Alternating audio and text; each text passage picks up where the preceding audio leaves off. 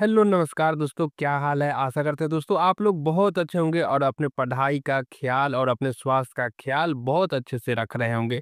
तो दोस्तों आज का वीडियो बहुत ही खास होने वाला है क्योंकि आज के वीडियो में मैं आप लोगों के सामने बहुत सारे क्वेश्चन का आंसर रखने वाला हूं। आपके मन में बहुत सारे क्वेश्चन आते हैं रिलेटेड टू एनसीईआरटी, तो आज का वीडियो उन सारे क्वेश्चन का सॉल्यूशन दे देगा। तो चलिए शुरू करते हैं।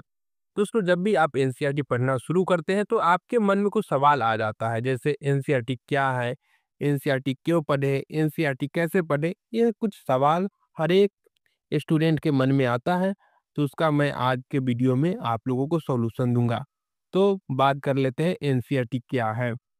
NCERT national council of educational research and training एक सरकारी संगठन है। दोस्तों यहाँ पे ध्यान देने वाली बात है, यह एक सरकारी संगठन है जो कक्षा 1 से लेकर 12 तक के लिए पाठ्य पुस्तकें तैयार करता है। तो दोस्तों एनसीईआरटी क्या है? एनसीईआरटी एक सरकारी संगठन है जो हम लोगों के लिए कक्षा 1 से लेकर 12 तक के लिए का पाठ्य पुस्तक तैयार करता है। इसका उद्देश्य छात्रों को सामान्य और गहराई से ज्ञान देना है। सीबीएसई और अन्य राज्य बोर्डों में भी एनसीईआरटी की पुस्तकें पढ़ाई जाती है। यह सभी प्रतियोगी परीक्षाओं जैसे यूपीएससी, बीपीएससी, एसएससी, रेलवे आदि के लिए जरूरी है। दोस्तों जैसा कि हम लोग जानते हैं, यूपीएससी, बीपीएससी ये सब क्या है? सरकारी जॉब है। और एनसीईआरटी कौन तैयार कर रहा है? सरकारी संगठन है जो तैयार कर रहा है। तो जाहिर सी बात है दोस्तों, जब सरकार का एक संगठन तैयार करेगा पुस्तक और सरकारी जॉब में, तो उससे पूछा ही जाएगा। तो इसलिए दोस्तों जहां भी देखो एनसीईआरटी के बारे में लोग बात करते हैं कि एनसीईआरटी पढ़ लो, एनसीईआरटी पढ़ लो। अब आगे बात कर लेते हैं, एनसीईआरटी क्यों पढ़ें? तो एनसीईआरटी पढ़ने का क्यों पढ़ना है, इसके बारे में यहाँ पे डिटेल में लिखा हुआ है। सरल और स्पष्ट भाषा, कॉन्सेप्ट आसान भाषा में समझाया गया है। दोस्तों एनसीईआरटी में बहुत ही आसान में बहुत ही डिफरेंट डिफरेंट बहुत ही इंपॉर्टेंट कॉन्सेप्ट को समझाया गया है। जो लोग बहुत ही कमजोर है पढ़ाई में, जो कभी नहीं कुछ पढ़े, अगर वो भी एनसीईआरटी पढ़ना शुरू करेंगे तो उन्हें समझ में आ जाएगा, क्योंकि वहाँ पे बहुत अच्छे-अच्छे डायग्राम बनाए हुए हैं। एनसीईआरटी को पढ़ने का मकसद यही होता है दोस्तों, अपने फाउंडेशन को क्लियर करना। सभी परीक्षाओं के लिए उपयोगी जैसे यूपीएससी, बीपीएससी, एसएससी, रेलवे और बैंकिंग। दोस्तों एनसीईआरटी जो है, एनसीईआरटी वो सारे परीक्षाओं में पूछा जाता है। मतलब इसका कॉन्सेप्ट, बेसिक कॉन्सेप्ट अगर आप एनसीईआरटी से क्लियर कर लेंगे तो दोस्तों हर एक एग्जाम में इसको डायरेक्ट और इनडायरेक्ट इससे फायदा मिलना शुरू हो जाता है। प्रतियोगी परीक्षाओं के लिए प्रश्न, अधिकतर प्रश्न एनसीईआरटी से ही आते हैं। मजबूत आधार, स्ट्रॉन्ग फाउंडेशन, विषयों की गहरी समझ विकसित होती है। कम और सटीक सामग्री, जरूरत के अनुसार और सीमित जानकारी मिलती है। कॉन्सेप्ट क्लियरिटी, रट्टा नहीं समझ पर आधारित पढ़ाई। दोस्तों एनसीईआरटी को इस तरीके से बनाया गया है कि इससे आपका कॉन्सेप्ट भी क्लियर हो जाएगा और आपको दिमाग पर ज़्यादा बर्डन भी नहीं होगा, बोझ नहीं बनता है। एनसीईआरटी में इतना अच्छा डायग्राम बनाया गया है जिससे पढ़ने के बाद आपको मज़ा आ जाता है। इसलिए दोस्तों एनसीईआरटी को पढ़ना बहुत ज़रूरी है, क्योंकि इससे फाउंडेशन भी क्लियर होता है और साथ में सरकारी जॉब में भी इसे पूछा जाता है।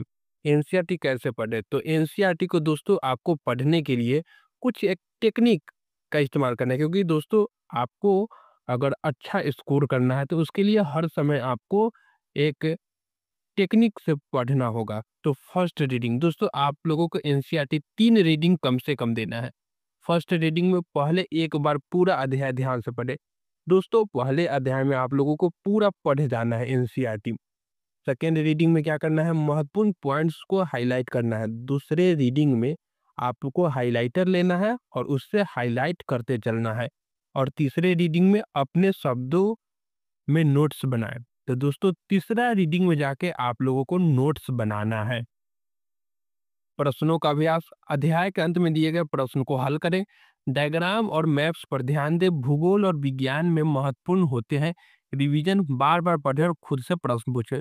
दोस्तों आप लोगों को क्या करना है? एनसीईआरटी को दोस्तों 3 भाग मतलब 3 बार पढ़ना है कम से कम। ऐसे तो आप ज़्यादा भी अगर आपके पास टाइम है तो पढ़ सकते हैं, अगर टाइम कम है तो 3 बार तो पढ़ना ही है।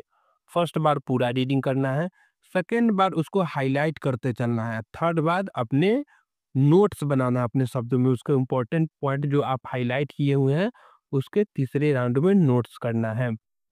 जो चैप्टर के लास्ट में जो भी क्वेश्चन होता है, उसको सोल्व करते चलना है। इससे आपके दिमाग में कॉन्सेप्ट की क्लैरिटी और बढ़ जाएगी।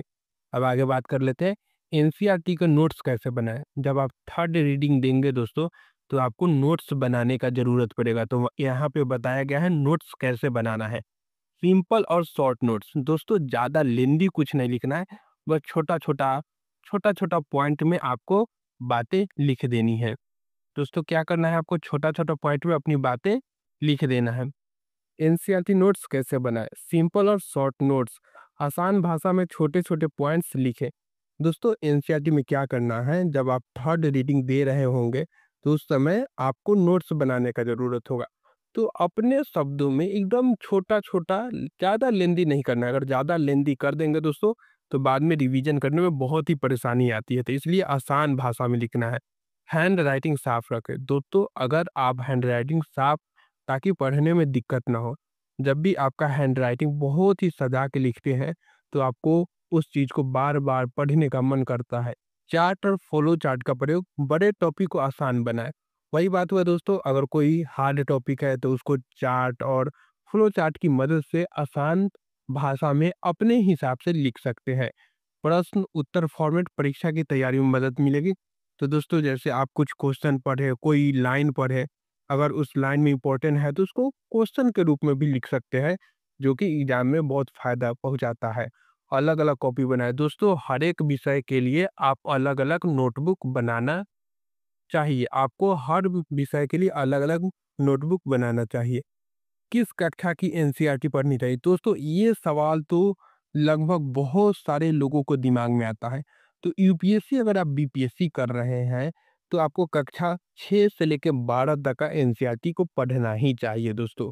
क्यों? क्योंकि दोस्तों यूपीएससी, बीपीएससी में आपको आंसर राइटिंग करना होता है, और आंसर राइटिंग करने के लिए दोस्तों आपका कॉन्सेप्ट बहुत ही ज़्यादा क्लियर होना चाहिए।